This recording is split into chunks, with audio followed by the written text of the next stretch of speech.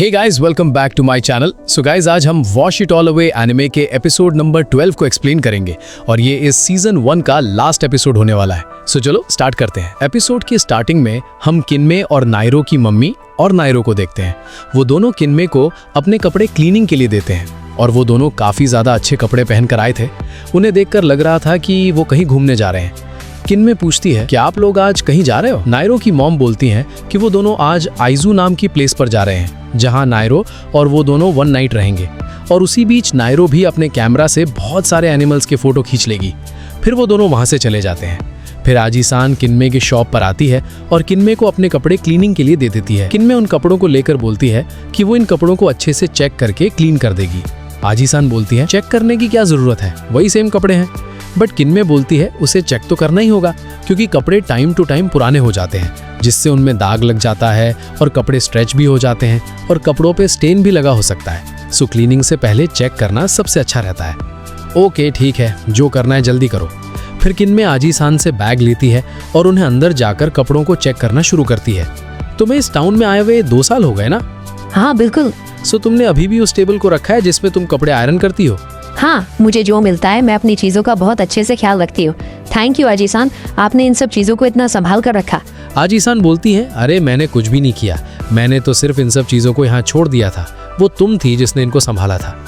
फिर किन्मे को आजी-सान के कपड़ों में कुछ दिखाई देता है, जिससे वो टेंशन में आ जाती है और आजी-सान से बोलती है अगर आप बुरा ना माने तो क्या मैं आपसे एक बात पूछ सकती हूँ? आजी-सान बोलती है किस बारे में? क्या तुम रेंट की बात कर रही हो?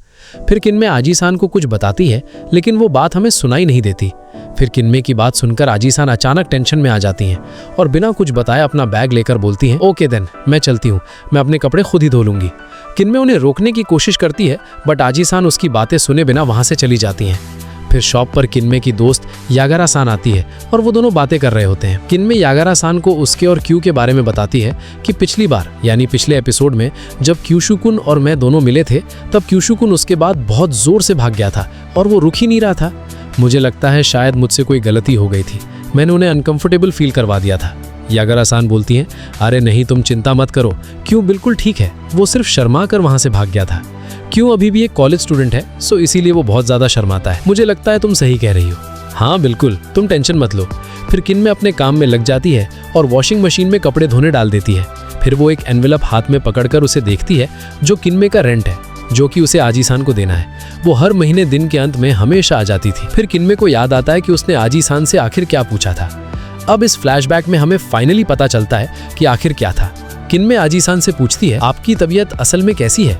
आजी-सान बोलती है मेरी तबीयत को क्या हुआ, मैं तो एक घोड़े की तरह बिल्कुल फिट हूँ। किन्मे बोलती है बट आजी-सान, आपके कपड़ों में एक दाग लगा हुआ है, जो दाग पहले भी बहुत बार मैंने नोटिस किया है। क्या इसका मतलब? किन्मे अपनी बात खत्म कर पाती उससे पहले ही आजी-सान टेंशन में आ जाती है। फिर बैग लेकर वहां से जाने लगती है। ओके देन, अगर तुम्हें कपड़े धोने में इतनी प्रॉब्लम्स है तो मैं अपने कपड़े खुद धो लूंगी। फिर आजी-सान वहां से चली जाती है। किन्मे एनवेलप को देखकर मन ही मन सोच रही थी शायद मेरी बात उन्हें बुरी लग गई, आखिर अब मैं क्या करूं? फिर कुछ देर बाद किन्मे अपना शॉप का काम खत्म करके शॉप क्लोज कर देती है। फिर वो एप्रन उतार कर बाहर निकलती है और फिर वो एनवेलप लेकर आजी-सान के घर पहुंचती है। फिर हम आजी-सान के घर को देखते हैं, जहां किन्मे पहली बार आई है। किन्मे दरवाजे पर नॉक करती है, लेकिन कोई रिप्लाई नहीं आता। एक्सक्यूज मी, मैं किन्मे हूँ और मैं इस मंथ का रेंट देने आई हूँ। डोर ऑलरेडी ओपन होता है। किन्मे उसे थोड़ा सा खोलती है, फिर देखती है कि आजी-सान फ्लोर पर पड़ी हुई हैं। सॉरी आजी-सान, आपके क्लीनिंग के टाइम में आने के लिए। लेकिन आजी-सान तब भी कोई रिप्लाई नहीं देती।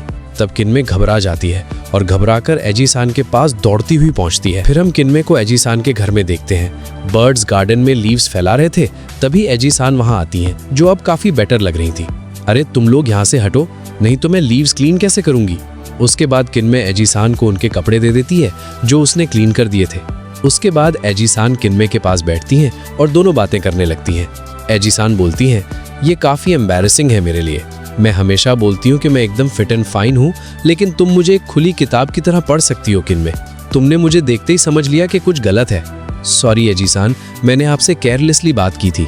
कोई बात नहीं, अगर वैसे भी तुम यहाँ मुझे ढूंढते हुए नहीं आती तो मुझे तो लगा था मेरा टाइम आ चुका है, लेकिन तुम्हारी वजह से मेरी जान बच गई। मुझे पहले ही तुम्हारी बात मानकर हॉस्पिटल चेक करवाने चले जाना चाहिए था। किन्मे बोलती है आपको मुझे शुक्रिया करने की कोई भी जरूरत नहीं है, मैं तो बस अपने कस्टमर्स के कपड़ों को अच्छे से ऑब्जर्व करती हूँ, जैसे स्टेन्स और हाइट। मैंने तो बस वही बोला था जो मैंने आपके कपड़ों में नोटिस किया था। एहजीसान हंसने लगती है और किन्मे को क्रिमिनल प्रोफाइलर बोलती है। वो बोलती है, इसका मतलब ये है कि जो क्लीनर्स अपने काम को बहुत अच्छे से करते हैं और उसे इम्पोर्टेंट मानते हैं। फिर किन्मे इस बात से खुश हो जाती है। फिर एहजीसान किन्मे से पूछती है, तुम्हें शॉप खोले हुए 2 साल हो गए ना? किन्मे हाँ बोलती है। एहजीसान बोलती है, मुझे अभी भी याद है फर्स्ट टाइम जब तुमने शॉप खोला था तब बहुत कम कस्टमर्स ही तुम्हारी शॉप पर आते थे। किन्मे हाँ बोलती है और कहती है, आपने मुझे एक एडवाइस दी थी और मैं अभी भी उस एडवाइस को मानती हूँ।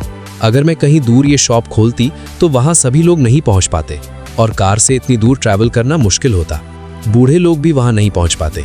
इसीलिए मैंने डिसाइड किया कि मैं लोकल शॉप खोलूंगी और मेरा मोटो होगा local cleaning with a heart. एहजीसान बोलती है, ये तुम्हें सूट भी करता है। तो क्या तुमने अपनी सेकंड एनिवर्सरी के बारे में कुछ स्पेशल सोचा है? किन्मे बोलती है, मैं सोच रही हूँ एनिवर्सरी पर एक स्पेशल इवेंट रखूँ जिससे मैं अपने कस्टमर्स और जिन्होंने मेरी मदद की है उन सभी को थैंक यू बोल पाऊँ। है, ये रियली काफ़ी अच्छा आइडिया है। फिर किन्मे अपने शॉप पर वापस जाने के लिए रेडी हो जाती है। एहजीसान बोलती है, अगर मुझे फिर से कहीं बाहर जाना हुआ तो मैं तुम्हें ज़रूर कॉल करूँगी। किन्मे हाँ करती है। फिर एहजीसान बताती है कि उन्होंने नहीं सोचा था कि उनके तबीयत की बात उनसे कोई दोबारा कहेगा। मतलब किन्मे से पहले जो शॉप मैनेजर थे वो भी कस्टमर्स के कपड़ों को नोटिस करते थे और एहजीसान को अभी भी याद है कि पास्ट में प्रीवियस क्लीनर ने भी ये बात उनसे कही थी। फिर किन्मे अपने शॉप पर लौट जाती है। जाते हुए वो एहजीसान की बातों के बारे में सोच रही थी। तो प्रीवियस क्लीनर भी इन सब चीजों पर ध्यान देती थी। उसके बाद किन्मे अपने शॉप पर लौट जाती है और अपना काम करती है। तभी उसके फोन में कॉल आता है जो कि यागरा चैन ने किया है। यागरा चैन किन्मे को बास्केटबॉल खेलने बुलाती है क्योंकि उनकी टीम का एक मेंबर इंजर्ड है। इसलिए किन्मे उन्हें आज ज्वाइन करती है और बहुत अच्छे से बास्केटबॉल खेलती है।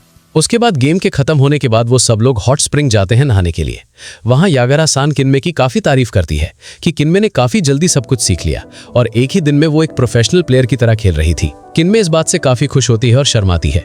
फिर ऐसे ही दिन निकल जाता है और रात को यागरा-सान किन्मे को उसके शॉप पर ड्रॉप कर देती है। फिर जाने से पहले यागरा-सान किन्मे से कहती है, अगली बार मैं अपने हस्बैंड के क्लोथ्स लेकर आऊंगी क्लीनिंग के लिए। किन्मे बोलती है, बिल्कुल, आप मुझ पर भरोसा कर सकते हैं। फिर किन्मे की नजर उस आयन पर पड़ती है जिसके बारे में आज सुबह आजी-सान ने बोला था। किन्मे मन ही मन सोचती है कि आखिर प्रीवियस मैनेजर कैसे इंसान रहे होंगे। फिर सुबह किन्मे अपने कपड़ों की डिलीवरी करने के कामों में लग जाती है और डिलीवरी करते हुए इशिमोची-सान के घर पहुंचती है कपड़े डिलीवर करने। ओ किन्मे-सान, अभी मैं थोड़ा बिजी हूँ, क्या तुम प्लीज उन्हें डोर के पास रख दोगी? किन्मे हाँ बोलती है और बोलती है कि आज उसके शॉप का सेकंड एनिवर्सरी है, इसलिए वो इशिमोची-सान को इन्वाइट करने आई है। इशिमोची-सान काफी ज्यादा खुश हो जाते हैं और किन्मे को बोलते हैं, अरे ये तो बहुत अच्छी बात है, चलो साथ मिलकर सेलिब्रेशन करते हैं। मैं तुम्हारे लिए गिफ्ट भी लाऊंगी, तुमने हमारे लिए बहुत कुछ किया है। किन्मे इस बात से काफी खुश होती है। फिर किन्मे अपने जॉगिंग पर निकल जाती है और एक्सरसाइज करते वक्त वो यूका-चैन को देखती है जो कि अपने डॉग्स को किन्मे के पास ही लेकर जा रही थी। यूका-सान किन्मे से कहती है, कोनात्सु और दाई दोनों आपसे मिलने के लिए बहुत ज्यादा एक्साइटेड थे और मैं भी। मैंने सुना है ये तुम्हारा सेकंड एनिवर्सरी है, हैप्पी सेकंड एनिवर्सरी। किन्मे थैंक यू बोलती है। फिर यूका-सान बोलती है, हमें सेलिब्रेट करना चाहिए, आप मेरे घर जरूर आना, मैं आपको होममेड बेस्ट खाना खिलाऊंगी। किन्मे काफी ज्यादा खुश हो जाती है और थैंक यू बोलती है। फिर उसके बाद किन्मे अपने शॉप का काम करने लगती है, बट एक के बाद एक सभी उसे हैप्पी एनिवर्सरी विश कर रहे थे। उसके शॉप पर कस्टमर्स आते हैं, बट वो लोग आज कपड़े देने नहीं बल्कि किन्मे को गिफ्ट देने आए थे। हैप्पी सेकंड एनिवर्सरी किन्मे-सान, ये हम सब की तरफ से तुम्हारे लिए गिफ्ट है। किन्मे गिफ्ट को देखकर शॉक हो जाती है और इमोशनल भी हो जाती है। फिर नायरोबी किन्मे को गिफ्ट देती है और बोलती है, चलो इस मौके पर एक ब्यूटीफुल फोटो हो जाए। फिर वो किन्मे की एक बढ़िया फोटो खींचती है और सोशल मीडिया पर अपलोड कर देती है। Thank you so much. फिर वकासागी और उसका भाई और क्यो भी उसके शॉप पर किन्मे से मिलने आते हैं। फिर सब मिलकर किन्मे को हैप्पी एनिवर्सरी केक गिफ्ट करते हैं और उसे एनिवर्सरी विश करते हैं। और यागरा-चैन भी किन्मे के लिए केक लेकर आई थी। किन्मे ये सब देखकर काफी ज्यादा खुश हो जाती है। Thank you so much guys. फिर सभी मिलकर किन्मे का हैप्पी एनिवर्सरी सेलिब्रेट करते हैं जो कि देखने में काफी प्यारा लग रहा था। सभी काफी खुश थे। फिर किन्मे आजी-सान के घर भी जाती है उन्हें इनवाइट करने और उन्हें कपड़े डिलीवर करने। तो तुम्हारा एनिवर्सरी इवेंट कैसे चल रहा है? बहुत अच्छा। मैंने सोचा था कि इससे मैं अपने सभी कस्टमर्स जिन्होंने मेरी मदद की है उन सबको अप्रिशिएट कर पाऊंगी, बट मुझे ही उन्होंने सबसे अच्छे गिफ्ट्स दे दिए और मैं बहुत खुश हूँ। हाँ बिल्कुल, उन्होंने तुम्हें गिफ्ट्स दिए क्योंकि वो तुम्हें बहुत पसंद करते हैं और तुम्हारी केयर करते हैं। सो तुम्हें बिल्कुल खुश होना चाहिए कि वो लोग तुम्हें गिफ्ट दे रहे हैं। और थोड़ी रुको, ये लो, ये मेरी तरफ से तुम्हारे लिए गिफ्ट, हैप्पी एनिवर्सरी। किन्मे काफी ज्यादा खुश होती है और स्माइल करती है। फिर किन्मे को देखते हैं जो कि सिटी में दौड़ते हुए कपड़े डिलीवर कर रही थी। वो बहुत ज्यादा खुश है। मुझे इस सिटी में आए हुए और शॉप स्टार्ट किए हुए 2 साल हो गए हैं। पहले तो मेरे पास कोई रेगुलर कस्टमर भी नहीं थे। उस टाइम पर मुझे फ्यूचर की कभी कभी चिंता होती थी, बट धीरे धीरे सबने मुझे जाना, मेरे काम को जाना बहुत अच्छे से, और इसी वजह से मैं आज इतनी दूर आ पाई हूँ। मैं अपना मोटो कभी नहीं भूलूंगी, local cleaning with a heart. फिर किनमे उसके शॉप पर जाते वक्त एक लड़की को देखती है जो कि उसका वेट कर रही थी। वो कपड़े देने आई थी। वेलकम, मैं तुम्हारे लिए डोर खोल देती हूँ। फिर किनमे उसे अंदर ले जाती है। सो क्या ये तुम्हारा फर्स्ट टाइम है? हाँ, मेरे नेबरहुड ने आपको रेकमेंड किया है। मेरे कपड़े गंदे हो चुके हैं जब मैं अपने दोस्त के साथ बाहर थी। ये मेरा फेवरेट कपड़ा है, मेरी माँ ने मेरे लिए खरीदा था। सो क्या आप इसे क्लीन कर दोगी? किनमे बोलती है, हाँ बिल्कुल, आप मुझ पर भरोसा कर सकते हैं। फिर ये एपिसोड यहीं एंड हो जाता है और इसी के साथ wash it all away anime का सीजन 1 भी यहीं पर खत्म होता है। सो आपको ये एनिमे कैसा लगा कमेंट में जरूर बताना, और ऐसे ही बेस्ट एनिमेज देखने के लिए वीडियो को लाइक करके चैनल को सब्सक्राइब कर दो। Peace out.